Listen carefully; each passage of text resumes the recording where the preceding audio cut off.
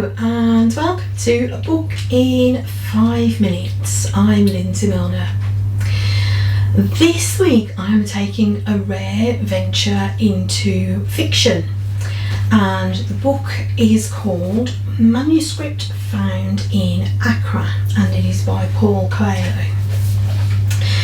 So initially when I started to read this book I thought it seemed quite interesting, but I found it less engaging as I progressed my way through it.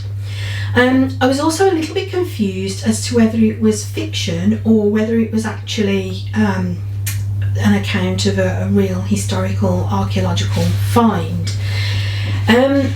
It sort of seems as if it would be genuine at the beginning.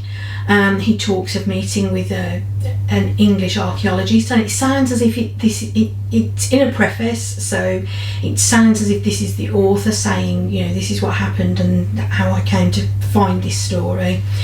He met an English archaeologist in Porthmadog called Sir Walter Wilkinson, and I happened to be just a few miles away from Porthmadog and having been there the day before, so I know Porthmadog is a real place, but because I was confused about whether the book was actually history or fiction, I started to have a look on Google for a bit more information.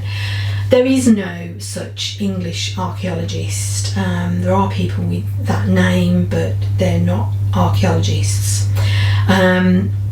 The other thing by Googling it is that I inadvertently came across some other reviews, my favourite of which describes the author as a bold Brazilian man who is getting away with writing this drivel. My initial thought wasn't quite as harsh as that, but yeah, I think my opinion, I could be swayed into thinking that it's drivel. What tempted me to read the book was the sort of information on the back of the book. It talks of extraordinary insights on courage, solitude, loyalty and loss. It says it's a timeless and powerful exploration of personal growth, everyday wisdom and joy. And of course those are things that I'm interested in reading about, so I thought I'd attempt to read the book. Now, I have previously read one of Coelho's other works, and that's The Alchemist, which is possibly his most famous novel.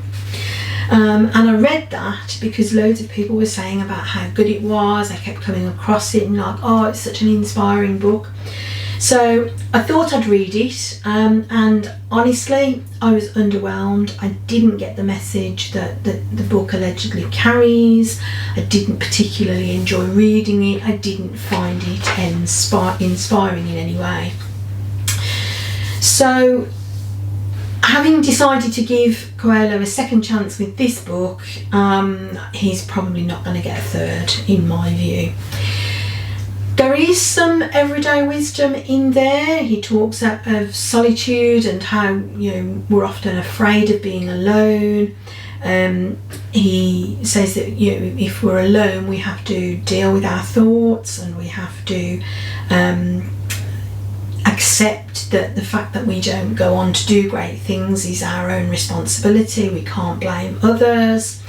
And that reminds me a little bit of the Marianne Williamson quote, that our deepest fear is not that we are inadequate, but that we're powerful beyond measure.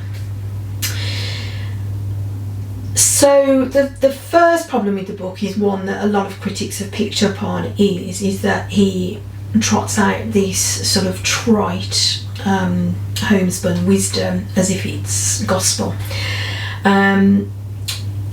But the thing that really turned me off more than anything was the fact that it became overly religious. It didn't start that much focusing on religion, and he took the Copt, who is this wise man who's imparting all this wisdom to us, to the crowd, is said not to belong to any one particular religion. But a lot of the messages in there are, he talks about, you know, the work that we do, we're doing it in praise of the Creator. We do things increasingly for the love of God, and he also talks about the daily miracle that's bestowed upon us by the Lord. So I found that's not for me. Should you read this book? Probably not. Reader reviews of Coelho's novels are often very glowing. You know, he has a lot of fans, but to me this didn't offer anything really in terms of wisdom. There's some wisdom in there, but it was very easy, accessible wisdom, and it wasn't really backed up with anything. The storytelling I didn't think was particularly engaging. There are some strange ideas in there and some overly religious, as I say, that alienated me. So I would say, unless you are a die-hard Coelho fan, I would probably just give this one a miss. So that is Manuscript Found in Accra by Paul Coelho, this week's book in 5 minutes. Have you read it? What do you think? I'd love to hear your thoughts, and don't forget to give this video a like, and if you want more content like this, then please do subscribe to the channel. I am Lindsay Milner, and I will see you again next time. Bye!